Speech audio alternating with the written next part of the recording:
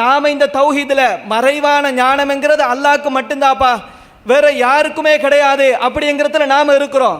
ஆனால் ஏனைய மனிதர்களுக்கும் மறைவான ஞானம் இருக்கிறது.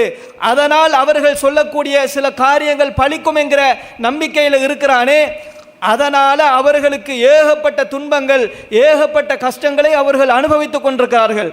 أعوذ بالله من الشيطان الرجيم بسم الله الرحمن الرحيم السلام عليكم ورحمة الله وبركاته. إن الحمد لله نحمده ونستعينه ونستغفره ونعوذ بالله من شرور أنفسنا ومن سيئات أعمالنا. من يهده الله فلا مضل له ومن يضلله فلا هادي له. وأشهد أن لا إله إلا الله وحده لا شريك له وأشهد أن محمدا عبده ورسوله أما بعد. அன்பிற்கும் பாசத்திற்கும் உரிய சகோதர சகோதரிகளே, தாய்மார்களே, பெரியோர்களே, இந்த சந்தர்ப்பத்தில் ஏகத்துவத்தினால் நாம் அடைந்த பயன்கள் என்ன என்கிற ஒரு தலைப்பின் கீழ் தொடர்ச்சியாக ஒரு சில செய்திகளை பார்த்து வருகிறோம். அந்த அடிப்படையில் தௌஹீதினுடைய மிக முக்கியமான அம்சம் என்று கேட்டால், மறைவான ஞானத்தை பொறுத்தவரைக்கும் அல்லாஹ்வுக்கு மட்டும்தான் இருக்கிறது. அல்லாஹை தவிர இந்த உலகத்தில் இருக்கிற எந்த ஒரு மகானாக இருந்தாலும் அவுலியாவாக இருந்தாலும் நபிமார்கள் உட்பட யாருக்குமே மறைவான ஞானம் தெரியாது என்கிற ஒரு அக்கீதால நாம் அத்தனை பேரும் இருக்கிறோம். இந்த கொள்கையை விடுத்து மனிதர்களுக்கும் மறைவான ஞானம் இருக்கிறது, மனிதர்களுக்கும் மறைவான விஷயங்களை அறியக்கூடிய ஒரு பவர் இருக்கிறது என்கிற நம்பிக்கையில் இருக்கக்கூடியவர்கள், அவர்கள் ஏற்றுக்கொண்ட அந்த கொள்கைக்காக வேண்டி அவர்களினுடைய வாழ்க்கையில் ஏராளமான துன்பங்களையும் கஷ்டங்களையும் அனுபவித்து கொண்டிருக்கக்கூடிய காட்சிகளை நாங்கள் பார்க்கலாம். பாருங்கள், எந்த அளவுக்கு அவர்கள் சிரமப்படுகிறார்கள் என்றால், அவர்களினுடைய வாழ்க்கையில் எந்த ஒரு காரியத்தை செய்வதாக இருந்தாலும் சரிதான், அதை எடுத்த எடுப்புலையே எங்கள்கிட்ட வசதி இருக்குது, செய்வதற்கான அழகான சந்தர்ப்பம் இருக்குது என்கிறத காரணமாக வச்சு அந்த காரியத்தை செய்ய மாட்டார்கள்.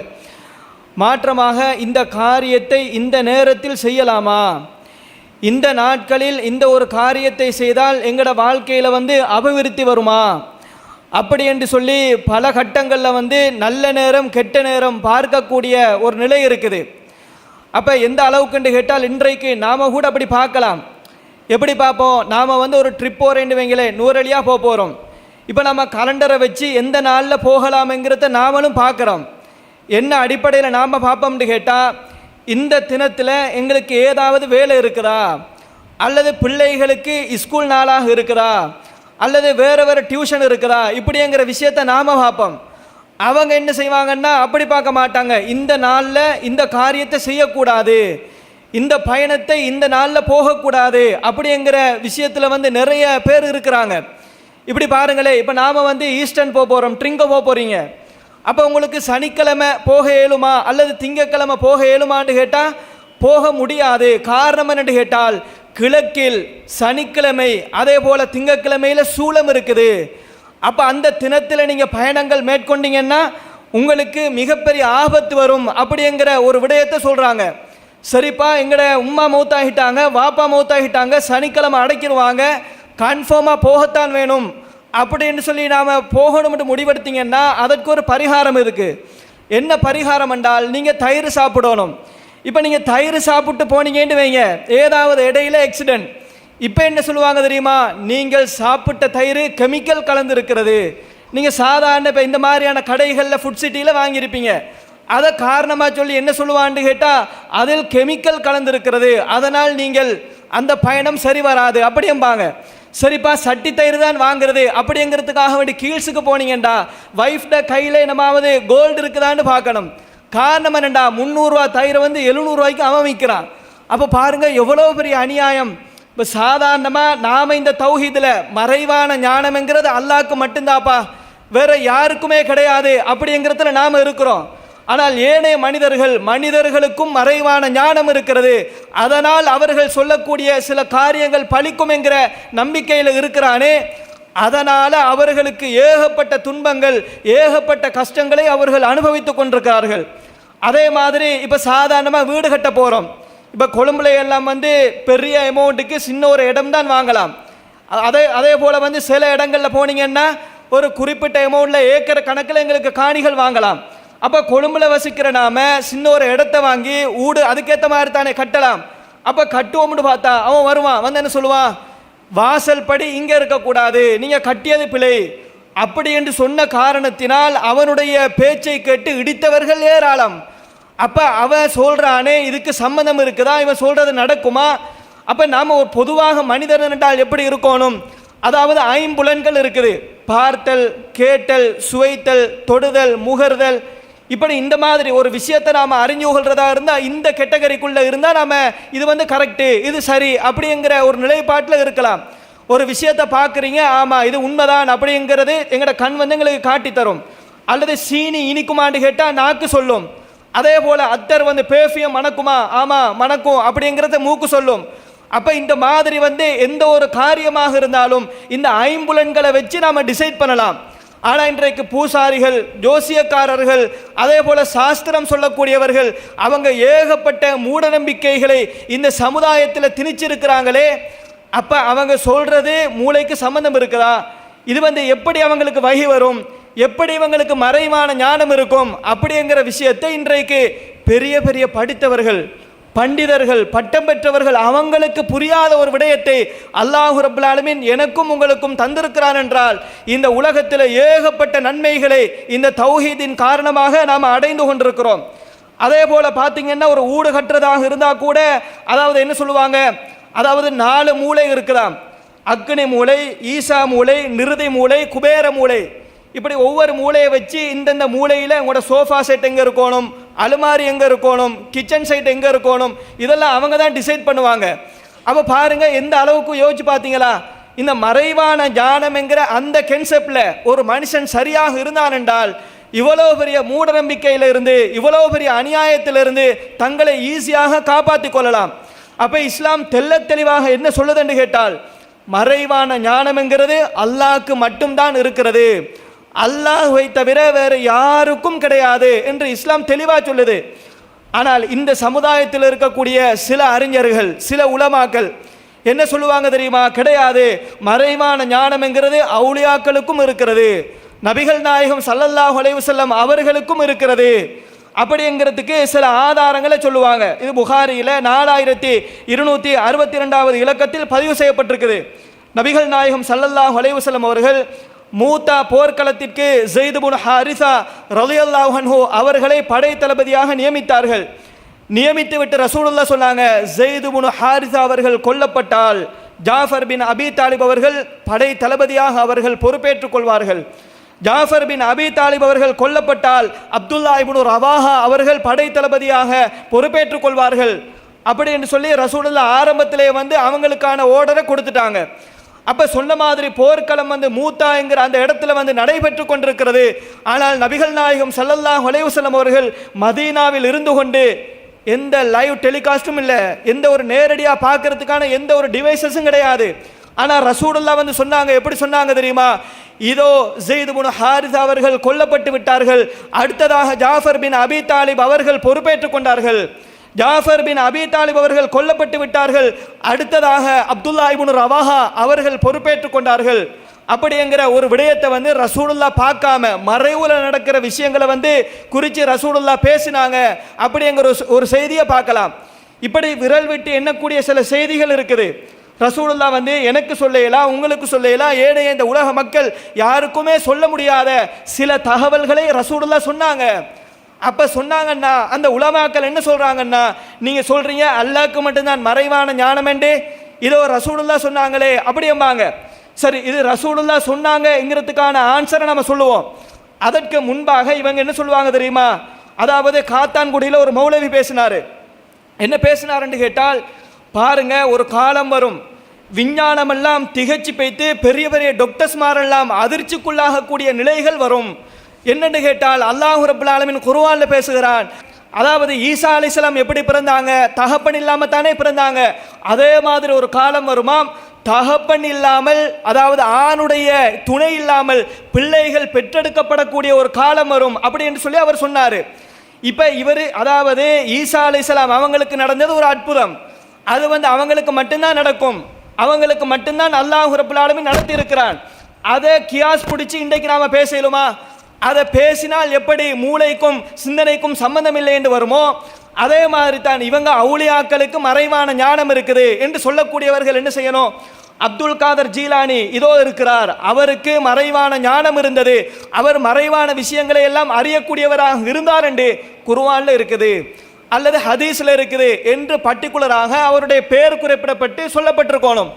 அல்லது ஏனைய மகான்கள் என்று நீங்க நினைக்கிறீங்களா? அவங்களுக்கு மறைவான ஞானம் என்று நீங்கள் சொல்கிறீர்களா? அப்படியானால் அதற்கு தனி ஆதாரம் காட்டணும். ஆனால் ரசூலுல்லாஹ் செஞ்சாங்கல்ல, அதனால இவர்களுக்கு இருக்குது. ரசூலுல்லாஹ்க்கு அப்படி இருந்துச்சா இல்லையா? அதனால் இந்த அவுலியாக்கும் இருக்குது அப்படிம்பாங்க. இது சம்பந்தமே கிடையாது. அப்ப என்ன புரியணும் என்று கேட்டால், ரசூலுல்லாஹ் சில நேரங்களில் மறைவான விஷயங்களை குறித்து சொன்னார்கள். அதற்கு ஒன் வேர்ட் ஆன்சர் தான், பெருசா ஒன்று யோசிக்க தேவையில்ல. அதை நாம மறுக்கக்கூடிய ஆட்களும் கிடையாது. அல்லாஹ் ரப்பல் ஆலமீன் குர்ஆன்ல சொல்கிறான், 72வது அத்தியாயம் 26, 27வது வசனங்களை படித்து பாருங்கள். ஆலிமுல் கைப் ஃபலா யுظஹிரு அலா கைபிஹி அஹதா. மறைவான ஞானங்களை அல்லாஹ் மட்டும்தான் அறிவான், அதை வேற யாருக்கும் சொல்லிக் கொடுக்க மாட்டான். அடுத்த வசனம், இல்லா மனிர் தவா மிர் ரசூலின் ஃபஇன்னஹு யஸ்லுகு மின் பைனி யதைஹி வ மின் கல்ஃபிஹி ரஸதா. அதே போல சில தூதர்களுக்கு விதிவிலக்காக அல்லாஹ் ரப்பல் ஆலமீன் நாடுகிற சில செய்திகளை, மறைவான விஷயங்களை அறிவித்து கொடுப்பான். அப்ப ரசூலுல்லாஹ்க்கும் அந்த அடிப்படையில் சில மறைவான விஷயங்களை அல்லாஹ் ரப்பல் ஆலமீன் சொல்லி கொடுத்தான். சொல்லி கொடுத்த விரல் விட்டு எண்ணக்கூடிய சில மறைவான விஷயங்களை தவிர அவர்களினுடைய வாழ்க்கையில எக்கச்சக்கமான சம்பவங்கள் இருக்கிறது, ஏராளமான ஆதாரங்கள் இருக்கிறது. எல்லா ஆதாரங்களையும் படிக்கிற பொழுது ரசூலுல்லாஹ் என்னை போன்று உங்களை போன்று சர்வ சாதாரணமான மனிதர்களுக்கு எப்படி மறைவான ஞானம் கிடையாதோ அதே மாதிரி தான் ரசூலுல்லாஹ்வும் இருந்தாங்க அப்படிங்கிற செய்தியை பார்க்கலாம். அல்லாஹ் ரப்பல் ஆலமீன் குர்ஆன்ல சொல்லுகிறான் பாருங்கள், குல் நபியே நீங்கள் சொல்லுங்கள், லா அம்லிகு லி நஃப்ஸி நஃப்அன் வலா தர்ரன். நபியே நீங்கள் சொல்லுங்கள், எனக்கு நான் நன்மை செய்வதாக இருந்தாலும் தீமை செய்வதாக இருந்தாலும் அல்லாஹ் நாடினாலே தவிர எனக்கு முடியாது. வலவ் குன்து அஅலமுல் கைப் லஸ்தக்ஸர்து மினல் கைர். அதே போல எனக்கு மறைவான ஞானம் இருந்திருந்தால் என்னுடைய வாழ்க்கையில நான் அதிகமாக நலவுகளை மட்டுமே நான் அதிகரித்திருப்பேன், அதிகமாக செய்திருப்பேன். அப்ப ரசூலுல்லாஹ் என்ன சொல்றாங்கன்னா, ரசூலுல்லாஹ்க்கு மறைவான ஞானம் இருந்திருந்தால் அவங்களோட வாழ்க்கையில கெடுதிகள் வராமல் பார்த்திருப்பார்கள், அவங்களோட வாழ்க்கையில துன்பங்கள் நடக்காமல் பல கட்டங்களில் காத்திருப்பார்கள். அப்ப என்னண்டா இந்த குர்ஆன் வசனம் தெளிவா சொல்லுது, ரசூலுல்லாஹ்க்கு மறைவான ஞானம் கிடையாது. அப்ப இதை இன்னும் நாம ஊண்டி சொல்றதாக இருந்தால் ஆழமாக பதிய வைக்கணுமா இல்லையா? அதற்காக சில ஆதாரங்களை நான் சொல்லுகிறேன் பாருங்கள். ஒரு கட்டத்தில் நபிகள் நாயகம் ஸல்லல்லாஹு அலைஹி வஸல்லம் அவர்கள் அசரோ அல்லது லுஹர் தொழுகையோ 4 ரக்காத்துகளை கொண்ட ஒரு தொழுகையை ரசூலுல்லாஹ் தொழுவிக்கிறாங்க. அப்ப தொழுவிச்ச நேரத்தில் 2 ரக்காத்தோட சலாம் கொடுத்துட்டாங்க. அப்ப துல் யதைன் என்று சொல்லக்கூடிய ஒரு நபித்தோழர் கேட்டாரு, அல்லாஹ்வின் தூதரவர்களே, தொழுகை சுருக்கப்பட்டு விட்டதா அல்லது நீங்க மறந்துட்டீங்களா? அதாவது வளமையா 4 ரக்காத்து தொழுவிப்பீங்க, இன்றைக்கு 2ஓட நீங்க முடிச்சிட்டீங்க, காரணம் என்ன? மறந்துட்டீங்களா அல்லது சுருக்கப்பட்டு விட்டதா? அதற்கு நபிகள் நாயகம் ஸல்லல்லாஹு அலைஹி வஸல்லம் அவங்க சொன்னாங்க, இல்லையே, அப்படியெல்லாம் ஒன்றும் கிடையாது, சுருக்கவும் இல்லை மறக்கவும் இல்லை. அப்ப அதற்கு அடுத்தபடியாக இவர் சொன்னார், இல்லை இல்லை நீங்க குறைச்சிட்டீங்க. அப்ப ரசூலுல்லாஹ் உடனடியாக ஏற்றுக்கொள்ளல. ரசூலுல்லாஹ் திரும்ப கன்ஃபார்ம் பண்றாங்க இருக்கிற நபித்தோழர்கள்ட்ட, அஹக்குன் மா யகூல், இதோ சொல்லுகிறாரே இவர் சொல்றது நிஜமா, இவர் உண்மையை தான் சொல்றாரா அப்படின்னு சொல்லி ரசூலுல்லாஹ் கேட்கிறாங்க. அதற்கு நபித்தோழர்கள் சொன்னாங்க, ஆமா யா ரசூலுல்லாஹ், நீங்க குறைச்சி தொழுவிச்சிட்டீங்க. அப்ப அதற்கு ரசூலுல்லாஹ் மீதம் இருக்கிற ரக்காத்துகளை தொழுவிச்சாங்க என்கிற செய்தியை நீங்க புகாரியிலே பார்க்கலாம். அப்ப தெளிவா சொல்லுது, ரசூலுல்லாஹ்க்கு மறைவான ஞானம் இருந்திருந்தா முதல்ல மிஸ்டேக் பண்ணியிருக்க மாட்டாங்க. 2 ரக்காத்து சலாம் கொடுக்க போற நேரத்திலே அவங்களுக்கு ஞாபகம் வந்திருக்கும். சரி, அவங்க ஏதோ அப்படி தொழுவிச்சுட்டாங்கன்னு வைங்களே, அதுக்கு பின்னால இவர் தான் சொல்றாருண்டா உடனடியாக ரசூலுல்லாஹ் திரும்ப கன்ஃபார்ம் பண்ண வேண்டிய நபித்தோழர்கள்ட்ட கேட்க வேண்டிய அவசியம் ஏற்பட்டிருக்காது. ரசூலுல்லாஹ் உடனடியாக ஆமா நீங்க சொல்றது கரெக்டு தான், எனக்கு ஞாபகம் வந்துட்டு அப்படின்னு ரசூலுல்லாஹ் சொல்லியிருப்பாங்க. அதெல்லாம் செய்யல. அதே மாதிரி இன்னொரு செய்தியை பாருங்க, புகாரியில 1285வது இலக்கத்தில் பதிவு செய்யப்பட்டிருக்கு. என்ன செய்தி என்று கேட்டால், உஸ்மான் ரலியல்லாஹு அன்ஹு அவர்களினுடைய மனைவி உம்மு குல்சூம் ரலியல்லாஹு அன்ஹா அவங்க மௌத்தா போயிடுறாங்க, ரசூலுல்லாஹ்ட மகள். அப்போ ரசூலுல்லாஹ் அவங்களோட ஜனாசாவை அடக்குவதற்கு அமர்ந்திருக்கிறார்கள். அவர்களினுடைய கண்களிலிருந்து கண்ணீர் சொரிந்து கொண்டே இருக்கிறது. அப்போ ரசூலுல்லாஹ் கேட்டாங்க, என்ன கேட்டாங்க தெரியுமா? ஹல் மின்கும் ரஜுலுன் லம் யுகாரிஃபில் லைலா, இன்றிரவு உங்களில் யாராவது மனைவியோடு தாம்பத்தியத்தில் ஈடுபடாதவர்கள் இருக்கிறார்களா? குடும்ப வாழ்க்கையில் ஈடுபடாதவர்கள் இன்றிரவு யாராவது உங்களில் இருக்கிறாங்களா அப்படின்னு சொல்லி ரசூலுல்லாஹ் கேட்குறாங்க. அப்போ அபூ தல்ஹா அவங்க சொன்னாங்க, ஆமையா ரசூலுல்லாஹ், நான் என் மனைவியோட சேரல. அப்போ ரசூலுல்லாஹ் சொன்னாங்க, நீங்கள் கபூரில் இறங்கி அவங்கள அடக்கம் செய்யுங்க. அப்போ பாருங்க, ரசூலுல்லாஹ்க்கு மறைவான ஞானம் இருந்திருந்தா இந்த கேள்விகளுக்கெல்லாம் எந்த ஒரு அவசியம் இல்லை. அபூ தல்ஹா கொஞ்சம் வாங்க, இறங்குங்க, இவங்களை அடக்கம் செய்யுங்க அப்படின்னு இருப்பாங்க. அப்போ தெளிவாக சொல்லுது, ரசூலுல்லாஹ்க்கு மறைவான ஞானம் இல்லை. அதே போல ஒரு கட்டத்தில் இது புகாரியில் 1304 இலக்கத்தில் பதிவு செய்யப்பட்டிருக்குது. என்ன செய்தி என்று கேட்டால், அல்லாஹ்வின் தூதர் ஸல்லல்லாஹு அலைஹி வஸல்லம் அவர்களும் அதே போல அப்துர் ரஹ்மான் இப்னு அவுஃப், சாத் இப்னு அபி வக்காஸ், அப்துல்லா இப்னு மஸ்ஊத் ஆகிய தோழர்களோடு சாத் இப்னு உபாதா ரலியல்லாஹு அன்ஹு அவங்க நோயுற்று இருக்கிறாங்க. அவங்கள நோய் விசாரிப்பதற்காக வேண்டி போயிருக்கிறாங்க. போன இடத்துல அந்த சாத் இப்னு உபாதா அவர்களினுடைய குடும்பத்தார்கள் எல்லாம் சாத் இப்னு உபாதா அவர்களை சூழ இருக்கிறார்கள். அப்ப ரசூலுல்லாஹ் கேட்டாங்க, கதா இவங்க மௌத்தா போய்த்தாங்களா, இவங்க மரணிச்சிட்டாங்களா அப்படின்னு சொல்லி ரசூலுல்லாஹ் கேட்குறாங்க. அதற்கு உடனடியாக அந்த தோழர்கள் சொன்னார்கள், குடும்பத்தார்கள் சொன்னாங்க, லா யா ரசூலல்லாஹ், இவங்க மௌத்தா போகல, இவங்க உயிரோட தான் இருக்கிறாங்க. அப்போ அந்த நேரத்தில் ரசூலுல்லாஹ் அழுதாங்க. ரசூலுல்லாஹ்வினுடைய அழுகையை பார்த்து ஏனைய தோழர்களும் அழுதார்கள் அப்படிங்கிற செய்தியை நீங்கள் புகாரியில் பார்க்கலாம். அப்போ பார்த்தீங்களா, ரசூலுல்லாஹ்க்கு மறைவான ஞானம் கிடையாது. அல்லாஹ் எதை அறிவிச்சு கொடுத்தானோ அவ்வளோ மட்டும்தான் ரசூலுல்லாஹ்க்கு தெரியும். மற்றபடி அவங்களோட வாழ்க்கையில் ஏராளமான சான்றுகள் இந்த மாதிரி நீங்கள் ஒவ்வொன்றாக பார்க்கலாம். ரசூலுல்லாஹ் நான் எப்படியோ, நீங்கள் எப்படியோ, ஏனைய மனிதர்கள் எப்படியோ, எப்படி எங்களுக்கு மறைவான ஞானம் இல்லையோ அதே மாதிரி தான் ரசூலுல்லாஹ்வும் இருந்திருக்கிறாங்க. சாத் இப்னு உபாதா அவங்க உயிரோடு தான் இருக்கிறாங்க. அவங்கள சூழ குடும்பத்தார்கள் இருக்கிற பொழுது அதை நினைச்சு கொண்டு ரசூலுல்லாஹ் எப்படி கெஸ் பண்ணுறாங்க, மௌத்தாகிட்டாங்களா என்கிற கேள்வியை கேட்குறாங்க. ஆனால் மௌத்தாகல, உயிரோடு இருக்கிற அந்த சாத் இப்னு உபாதா அவர்களை பார்த்து மரணித்து விட்டார்களா என்று கேட்டார்களே, அது தெளிவாக சொல்லுது ரசூலுல்லாஹ்க்கு மறைவான ஞானம் கிடையாது. அதே போல இன்னொரு செய்தியை பாருங்க. என்ன செய்தி என்று கேட்டால், இது புகாரியில் பதிவு செய்யப்பட்டிருக்கக்கூடிய ஒரு செய்தி. ஒரு யஹூதி ஒருவர் அல்லாஹ்வின் தூதர் ஸல்லல்லாஹு அலைஹி வஸல்லம் அவங்களோட சபைக்கு போய்த்து, யா அபுல் காசிம் ضرب وجهي رجل من اصحابك, அபுல் காசிம் அவர்களே, உங்களினுடைய தோழர்களில் ஒருவர் என்னுடைய முகத்தில் அடித்திருக்கிறார். உங்களுடைய தோழர்களில் ஒருத்தர் ஏண்ட முகத்தில் அடிச்சிருக்கிறாரு. அப்போ ரசூலுல்லாஹ் கேட்குறாங்க, மண், அதாவது யார் அடிச்சா, பாருங்க யார் அடிச்சா அப்படிங்கிற கேள்வியை கேட்குறாங்க. அதற்கு அந்த மனிதர் சொன்னார், ரஜுலு மினல் அன்சார், அன்சாரிகளை சேர்ந்த ஒரு மனிதர் அடித்தார். அப்போ ரசூலுல்லாஹ் அந்த மனிதரை கூட்டிட்டு வாங்க என்று ஏனைய நபி தோழர்களுக்கு கட்டளை பிறப்பிச்சாங்க. அப்போ போன உடனே அந்த மனிதரை கூப்பிட்டு ரசூலுல்லாஹ் திரும்ப கேட்டாங்க, நீங்கள் இந்த மனிதருக்கு அடித்தீர்களா, இவருடைய முகத்தில் நீங்கள் தாக்கினீர்களா என்று கேட்ட பொழுது அந்த நபித்தோழர் சொன்னாங்க, ஆமையா ரசூலுல்லாஹ், நான் அடிக்கத்தான் செஞ்சேன். காரணம் என்ன தெரியுமா, இவர் அதாவது மார்க்கெட்டில் கடை தெருவில் இருக்கிற பொழுது இவர் என்ன ஒரு வார்த்தையை சொன்னார் தெரியுமா, அதாவது மனிதர்கள் அனைவரை விடவும் மூசா அலைஹிஸ்ஸலாம் அவர்களை மேன்மைப்படுத்திய இறைவன் மீது சத்தியமாக அப்படி என்று சொல்லி மூசா அலைஹிஸ்ஸலாம் அவங்கள உயர்த்தி பேசினாரு. அப்போ எனக்கு கோபம் வந்துட்டு அதனால தான் நான் அடித்தேன். அப்போ ரசூலுல்லாஹ் என்ன சொன்னாங்கன்னா, இல்லை நீ அப்படியெல்லாம் செய்யக்கூடாது, நீங்கள் லா துஹய்யிரு பைனல் அம்பியா, அதாவது நபிமார்களுக்கு மத்தியில் நீங்கள் ஏற்றத்தாழ்வுகளை ஒருத்தர் பெருசி ஒருத்தர் தாழ்வோ அப்படி நீங்கள் ஏற்றத்தாழ்வு கற்பிக்க கூடாது. காரணம் என்ன தெரியுமா, நாளை மறுமை நாளையில் மனிதர்கள் அத்தனை பேரும் மூர்ச்சையாகியதன் பிற்பாடு முதலாவதாக எழும்பக்கூடிய மனிதனாக நான் இருப்பேன். ஆனால் அந்த நேரத்தில் மூசா அலைஹிஸ்ஸலாம் அவர்கள் அல்லாஹ்வினுடைய அரிசியினுடைய ஒரு காலை பிடித்து கொண்டிருப்பார்கள். அப்போ அவங்க எனக்கு ஃபெஸ்ட் கிளம்பிட்டாங்களா, அப்படி இல்லை என்று சொன்னால் இந்த உலகத்தில் ஒருக்கா அல்லாஹ்வை பார்க்க வேண்டும் என்று அல்லாஹ்விடத்தில் கேட்டு ஒரு கட்டத்தில் மூர்ச்சையாக போனாங்களே, அந்த மூர்ச்சைக்காக வேண்டி அவங்கள மறுமையில் மூர்ச்சையாகிறதுல இருந்து இறைவன் விதிவிலக்கு கொடுத்து விட்டானா என்கிறது எனக்கு தெரியாது. அப்போ இப்படி இவ்வளோ விஷயம் இருக்கிற பொழுது நீங்கள் நபிமார்களுக்கு மத்தியில் பாரபட்சம் காட்ட வேணாம் அப்படின்னு சொல்லி நபிகள் நாயகம் அவங்க சொன்னாங்க என்கிற செய்தியை பார்க்கலாம். அப்போ இதெல்லாம் என்னதை காட்டுது அப்படின்னு கேட்டால், ரசூலுல்லாஹ்க்கு மறைவான ஞானம் கிடையாது. ரசூலுல்லாஹ் அந்த மாதிரி மறைவான விஷயங்களை அறியக்கூடியவர்களாக எந்த ஒரு கட்டத்திலையும் இருக்கல்ல. அப்போ நாம உறுதியாக என்ன புரியணும் என்று கேட்டால், உறுதியான அகீதா, மறைவான ஞானம்ங்கிறது அல்லாஹ்க்கு மட்டும்தான், அல்லாஹ்வை தவிர வேற யாருக்கும் கிடையாது. அப்ப ரசூலுல்லாக்கே இறைவன் சில விஷயங்களை அறிவிச்சு கொடுத்திருக்கிறான் என்றால் அறிவிச்சு கொடுத்த விஷயங்கள் மட்டும் தெரியும், வேற விஷயம் தெரியுமா அப்படி என்று கேட்டால் தெரியாது. அதற்கு ஏராளமான சான்றுகள், அதை ஒவ்வொன்றா சொல்றதா இருந்தால் அதற்கே எங்களுக்கு நேரம் பெரிய அளவுக்கு தேவைப்படும்.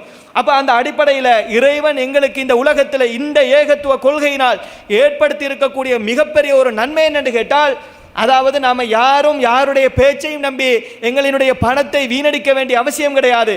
எந்த ஒரு ஜோசியக்காரன் சொன்னாலும் உன்னுடைய கையை நீட்டு, உனக்கு நான் ஜாதகம் சொல்லுகிறேன், உன்னுடைய வாழ்க்கை எப்படியெல்லாமோ இருக்க போகிறது என்று எவ்வளோ பெரிய கதையை சொன்னாலும் நாம் நம்பக்கூடியவர்கள் கிடையாது. காரணம் என்னடா, அக்கீதால தெளிவாக இருக்கிறோம். பாருங்க, ஜோசியக்காராக்கள் கதையை நம்பி எத்தனையோ நபர்கள் தற்கொலை செஞ்சிருக்கிறாங்களே. ஒரு கட்டத்தில் பார்த்தீங்கன்னு சொன்னால், அதாவது இந்தியாவில் உமா மகேஸ்வரி என்கிற ஒரு பெண்மணி, அவங்க அவங்களோட ரிலேஷன் வீட்டுக்கு கல்யாண ஒரு ஃபங்க்ஷன் ஒன்று போகிறாங்க. போனால் அங்கே ஒரு ஜோசியக்காரன் அவரோட இவங்களுக்கு லிங்க் ஆகிட்டு, அப்போ லிங்க் ஆகினால் ஒரு கட்டத்தில் கேட்குறாங்க, என்னுடைய கணவரை குறித்து ஜோசியம் சொல்லுங்க.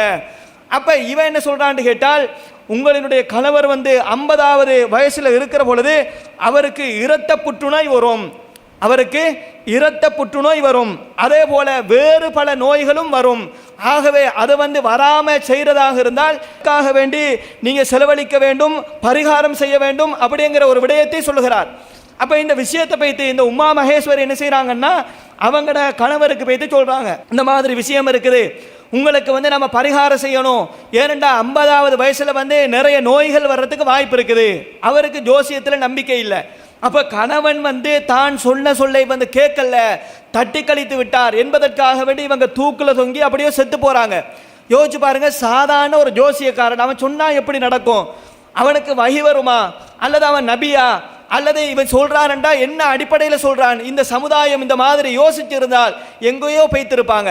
அப்ப இவ்வளவு பெரிய கெடுதிகள்ல இருந்து அல்லாஹ் ரப்பல் ஆலமீன் என்னையும் உங்களையும் காப்பாற்றிருக்கிறான் என்றால் அதற்காக வேண்டி அல்லாஹ்வுக்கு நாம் ஒவ்வொருத்தரும் சுக்ர் செய்யக்கூடியவர்களாக மாற வேண்டும் என்று சொல்லி முடித்துக் கொள்கிறேன். அஸ்ஸலாமு அலைக்கும் வரஹ்மத்துல்லாஹி வபரகாத்துஹு.